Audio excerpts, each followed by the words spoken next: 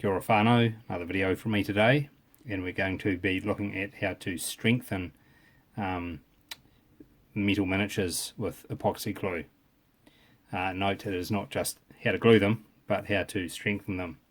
And the reason I'm doing this is because I see a lot of metal miniatures in particular, which is what this video applies to, which are assembled with this stuff, super glue. And while that might be okay for display pieces, it is frankly crap if you're doing wargaming pieces, which you will be handling over many years or even months. And so you'll see this miniature here from Aventine Miniatures. It's Thracian, very nice miniature. It's been assembled to this point. This shield has been glued on. This metal javelin, his stainless steel javelin has been glued on with super glue, and it seems quite solid, but in fact this glue here is kind of brittle, deteriorates over time. And so what you often see on the wargaming table is figures like this, and they're missing their weapons or shields and so on because they've fallen off over time. So what I want to show today is how to stop that happening forever. So first question here, if this glue is so rubbish, why even use it? And the simple answer is it's cheap, it's easy, it dries quickly. So when you're actually doing assembly, it is very easy to use. You can just stick the bit in place, hold it for a few seconds, and then put it aside and wait for it to cure. Now this stuff, Araldite, it's a bit more expensive. It will go by different brand names, different countries, but this is super strength epoxy glue. So it comes in two parts and you mix it together. So this has a long drying time, like it'll only be dry the next day.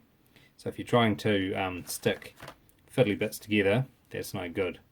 However, I do use it straight away to stick riders onto horses, for example. You just stick them on, use a bit of blue tack. I'd set it up a bit like, grab a blob of blue tack. So I'd use the epoxy glue, stick the rider on, put a bit of blue tack like that to just hold it in place while it dries overnight. So I do use it for that, but for most of the other assembly I use this because it's quick and it holds fast. Let's get to this. We'll take this Araldite. This is a new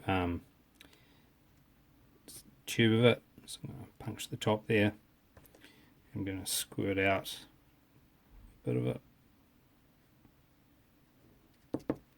that much.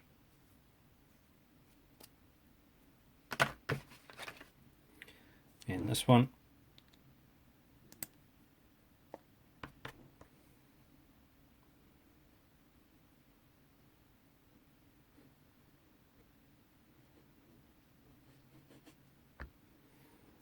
The same amount.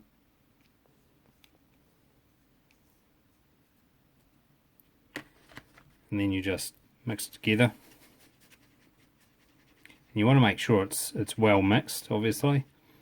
So mix it from different directions. You want to do this for at least 30 seconds to a minute, depending how much you've got out. And I think it says actually it's a good idea too to stir it up like this, and then once you've done that for a little bit, just leave it for a minute or so and then give it another stir.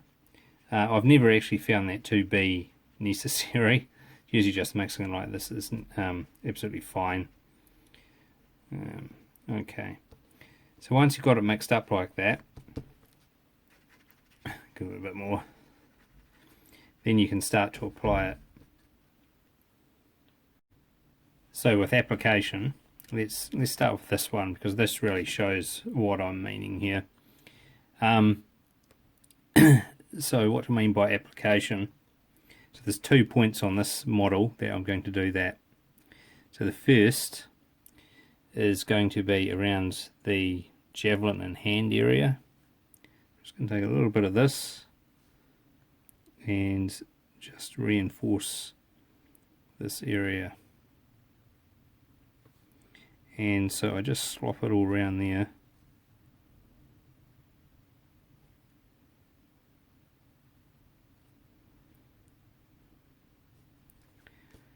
And that may look a bit blobby like that. So I'm just going to remove the excess.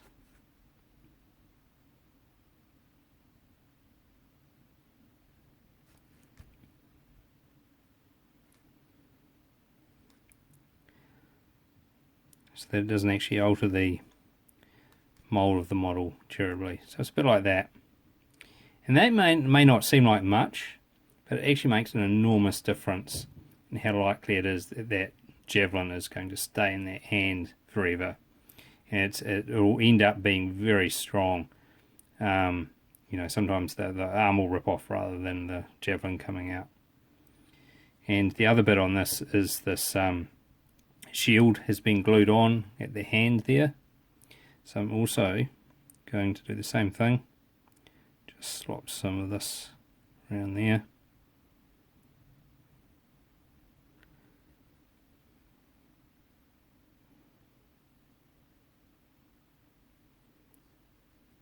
Let's try and get that in the camera.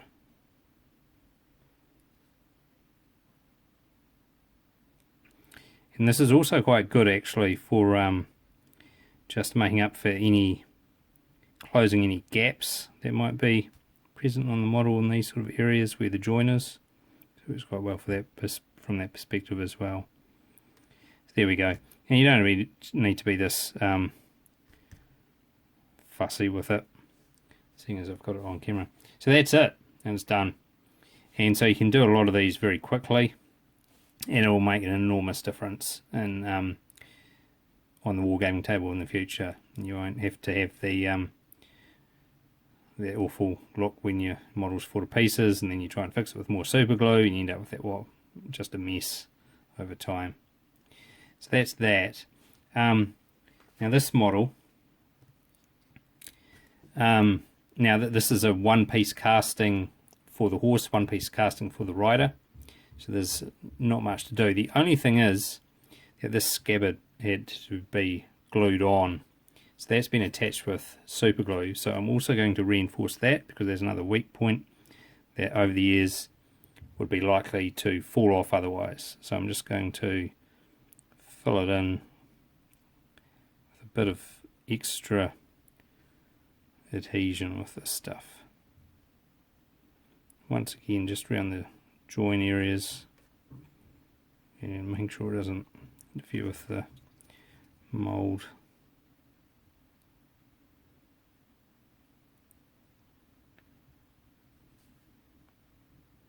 It's a bit tricky to do this in the camera while also looking at it.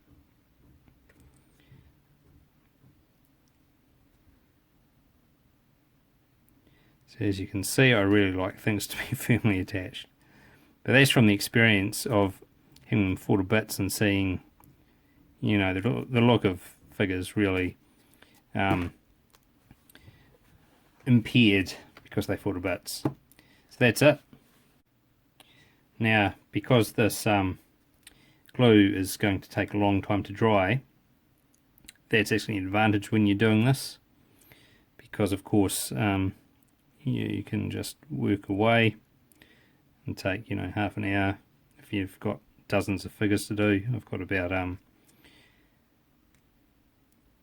least 30 to do here, so that'll take me maybe 10-15 minutes, depending on the model and how much of this I need to do to it.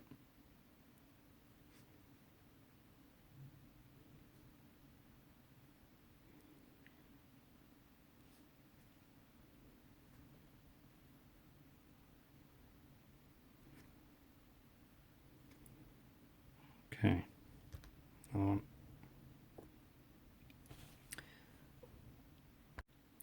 So, as well as strengthening in that sort of way, you can also strengthen other weak points on models. So if we see this is not a Ancients figure, this is a Elf Queen from Kings of War, Mantic.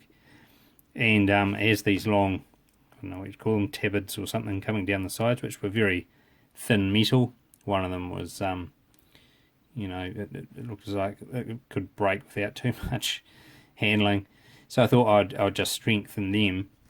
And so what I did is I just, you might be able to see it in the video there, I just added some of this glue right down the back of it, because there was no detail there to obscure, on both sides, and a little bit around the front. And that's just really going to strengthen it and protect it through many years of play.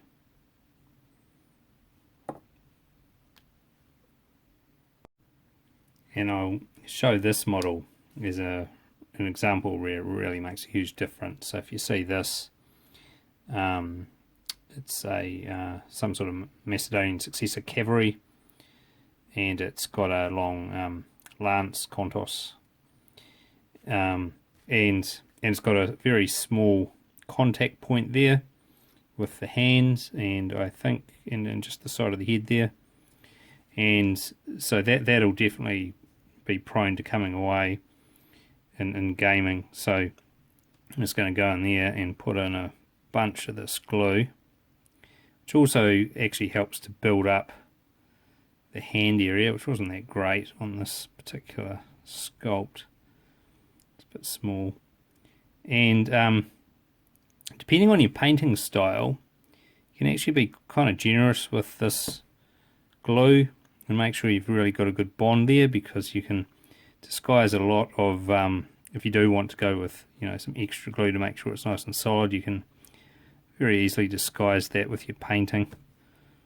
So, which I tend to prefer. But up to you how much you put on. You can just go with a little bit if you want. There we go. So that's going to be, once again, rock solid for many years. Well, forever. Seriously, I've seen figures where like I say, you're looking at other bits of the model breaking before this super strength epoxy glue breaks. Okay.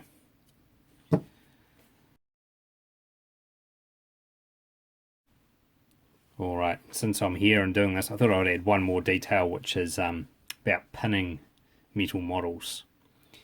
Now, I don't actually have a metal model that needs pinning here right now, but I've got another one which actually does come in a metal form as well. So this is a Naiad Worm Rider, or part of it, from Mantic. And so this is a resin version of this kit, and so that needs to go there. And because it's resin, I'd probably actually just glue this with super glue and it'll be fine. But if this was a metal model, I'd really want to pin this. And so you might have heard of pinning and not know what that means, so I'll just explain what that is. So what pinning means is that you are going to drill a little hole here on that bit, right in the center, and where it joins, right in the center there. And then you're going to put in a pin, when I generally use like just a bit of paper clip as a good pin, into that, and when you glue it together, that really holds it firmly.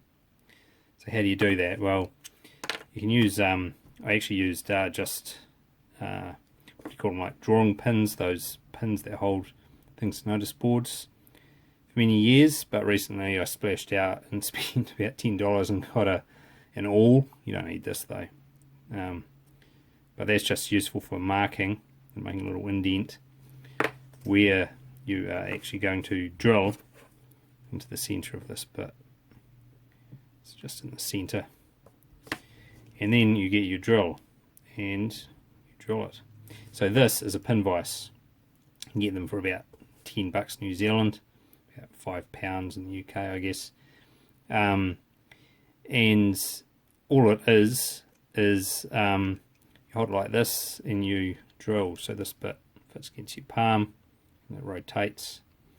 So you just turn it like that, and it's good for this delicate sort of work. And there's a 1mm drill bit there, and you'll probably want to get several of them because you'll end up breaking a few as you do this with metal models, just through carelessness. But they're cheap, about $1 each. So in we go, just drilling that. And of course it's not quite as easy to do with metal, but it's certainly designed to do this with metal, so it'll work. And there we go. See a little hole there. And on the other side, now obviously this is a bit trickier given the location.